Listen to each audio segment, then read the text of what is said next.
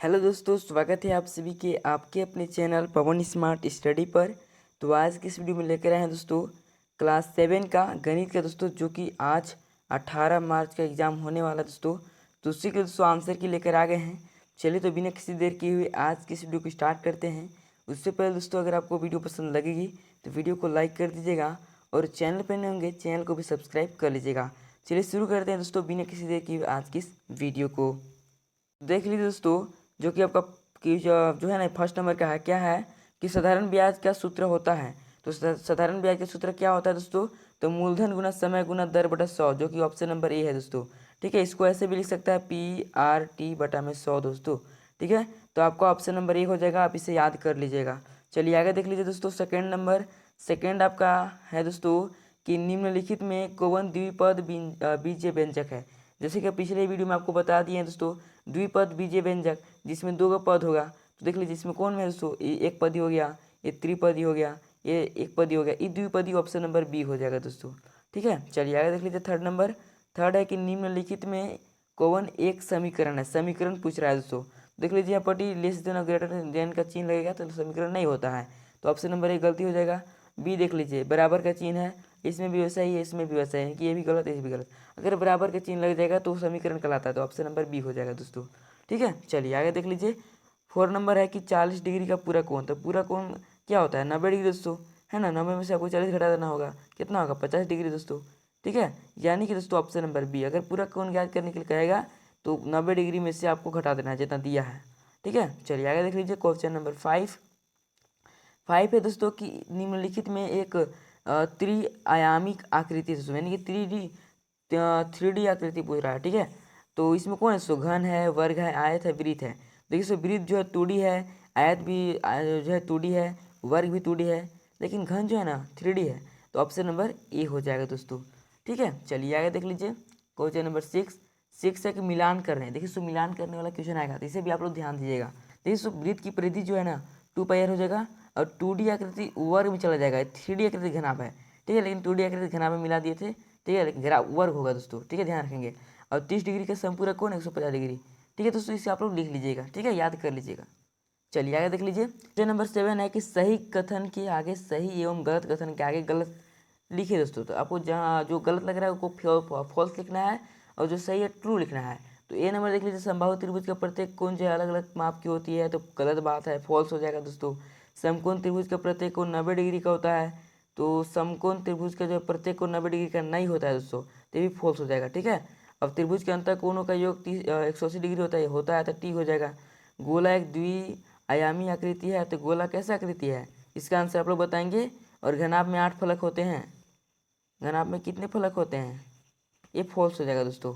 ठीक है, वैसे इसका आंसर आप लोग बताइएगा। एफ देख लीजिए, इसका भी आप लोग आंसर कीजिएगा दोस्तों, थोड़ा डाउट लग रहा है। 8 नंबर देख लीजिए, 8 नंबर में है कि रिक्त स्थान की पूर्ति कीजिए। रिक्त स्थान की आपको पूर्ति करना है, छोटा कर रहा था कि आप लोग को अच्छा दिखेगा। हाँ, क्या है कि किसी समकोण त्रिभुज में कर्ण स्क्वायर बराबर क्या होता है? तो कर्ण स्क्वायर बराबर होता है लंब स्क्वायर। क्या सो लंब स्क्वायर प्लस आधार स्क्वायर, ध्यान रखिएगा। ठीक है, आधार स्क्वायर होता है। चलिए सेकंड देख लीजिए, बी नंबर में है किसी समकोण त्रिभुज में न्यून कोण की संख्या होती है। क्या होती है दोस्तों न्यून कोण की संख्या? तो न्यून कोण की संख्या 2 होती है। ठीक है, 2 को रहेगा तो ही जो है ना न्यून कोण कहलाएगा। आगे देख लीजिए, किसी अधिक कोण त्रिभुज में एक कोण 100 डिग्री है, तो दो कोणों का योग क्या होगा? 180 डिग्री केवल होगा, तभी तो 180 होगा। ठीक है, चलिए डी देख लीजिए, किसी त्रिभुज में दो भुजाओं का योग हमेशा तीसरी से क्या होती है? बड़ी होती है। क्या होती है? इससे बड़ा होता है। ठीक है, चलिए आगे देख लीजिए। 9 है दोस्तों कि रिक्त स्थानों की पूर्ति कीजिए। दो सर्वांगसम कोणों में एक कोणों की माप जो है ना 60 डिग्री हो तो दूसरे कोण की माप होगी। ठीक है, तो क्या होगी दोस्तों? तो 60 डिग्री होगा। मतलब सर्वांगसम में क्या होता है? बराबर होता है, तो 60 डिग्री अपटी हो जाएगा दोस्तों।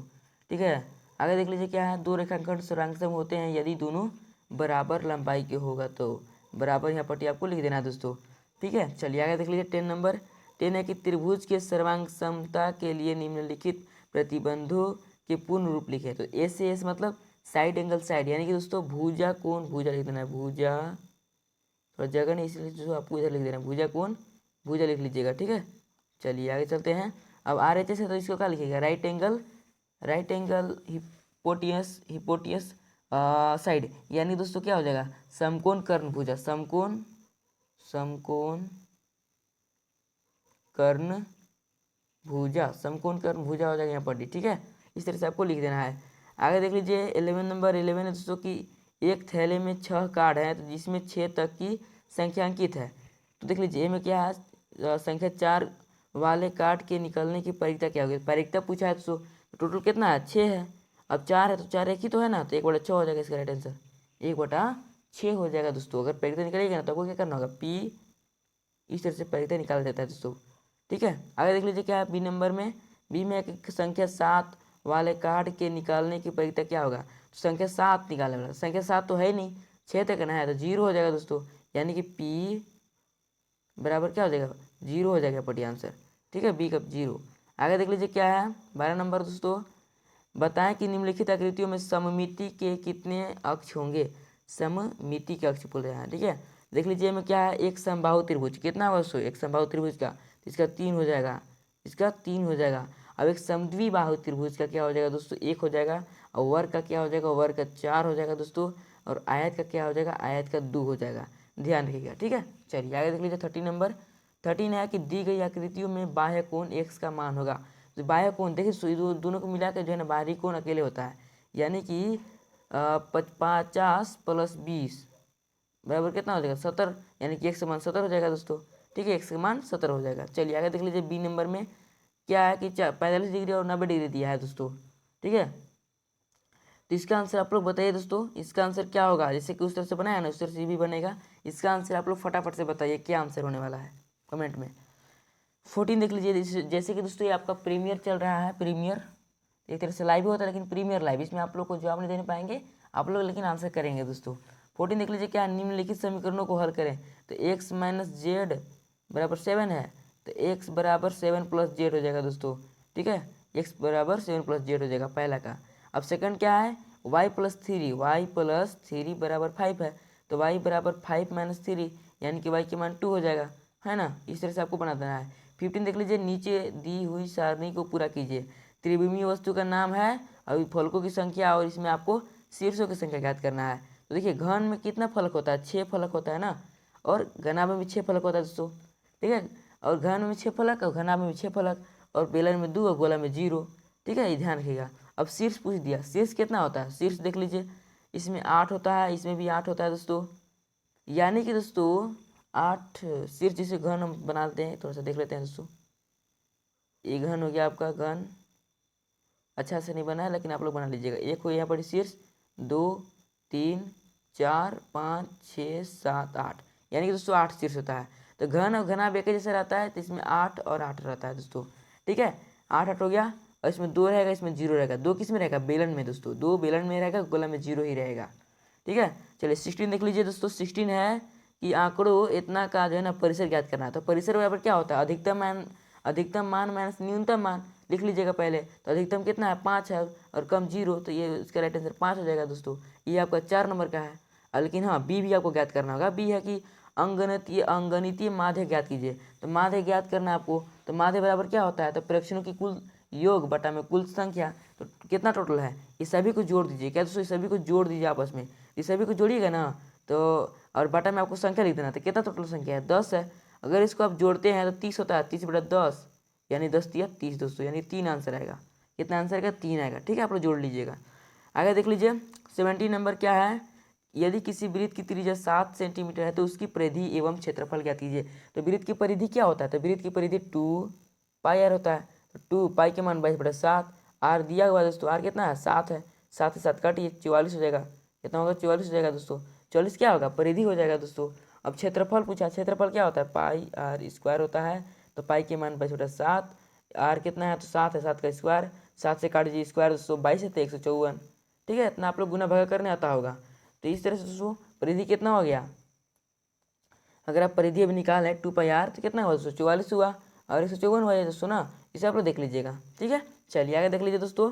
अगला है कि एक आयताकार बगीचा 80 मीटर लंबा तथा 65 मीटर चौड़ा है। तो इसके बाहर चारों ओर एक 5 मीटर रास्ता 5 मीटर चौड़ा रास्ता है। तो रास्ते का क्षेत्रफल ज्ञात कीजिए। तो देख लीजिए, इसको सोल्व करते हैं। तो देख लीजिए दोस्तों, क्या लिखना है सबसे पहले, बगीचे का क्षेत्रफल, तो लंबाई गुने चौड़ाई 80 मीटर गुने 65 मीटर, तो 5200 वर्ग मीटर हो जाएगा। फिर रास्ते सहित बगीचे का नया आकार तो नई लंबाई 80 मीटर प्लस 2 गुने 5 मीटर बराबर 90 मीटर, इस तरह से लिख लीजिएगा। फिर नई चौड़ाई 65 मीटर प्लस 2 गुने 5 मीटर बराबर 75 मीटर। फिर रास्ते सहित बगीचे का क्षेत्रफल तो 90 मीटर गुने 75 बटा में 6750 जो है ना, इसको गुना कर देना होगा। और फिर रास्ते का क्षेत्रफल पूछा है, रास्ते का टोटल, तो रास्ते का सहित बगीचे का क्षेत्रफल माइनस बगीचे का क्षेत्रफल, यानी कि दोस्तों आपको जो है ना इसमें से इसको घटा देना होगा, तो टोटल 2700 वर्ग मीटर आएगा दोस्तों। ठीक है, तो इस तरह से आपको बना लेना है दोस्तों। तो ये है दोस्तों आपका क्वेश्चन। ठीक है, तो बाकी एक 19 क्वेश्चन है, इसको भी आप लोग देख लीजिएगा दोस्तों। ठीक है, एक फैक्ट्री द्वारा निर्मित साइकिलों की संख्या निम्नलिखित है, तो इसको आप लोग देख लीजिएगा। एक दंड आलेख बनाना है तो इसे टाइम लग जाएगा, इसको आप लोग बना लीजिएगा दोस्तों। क्वेश्चन को आपको दिखा दिए हैं। ठीक है, बाकी आप लोग बताएंगे वीडियो कैसे लगी। वीडियो पसंद आया तो वीडियो को लाइक कर दीजिएगा, चैनल पर नए होंगे चैनल को भी सब्सक्राइब कर लीजिएगा, और बेल आइकन को प्रेस कर ऑल बटन को जरूर दबा दीजिएगा, ताकि हर नए वीडियो का नोटिफिकेशन सबसे पहले आप तक पहुँच सके। तब तक मिलते हैं किसी नेक्स्ट वीडियो में, तब तक के लिए जय हिंद जय भारत।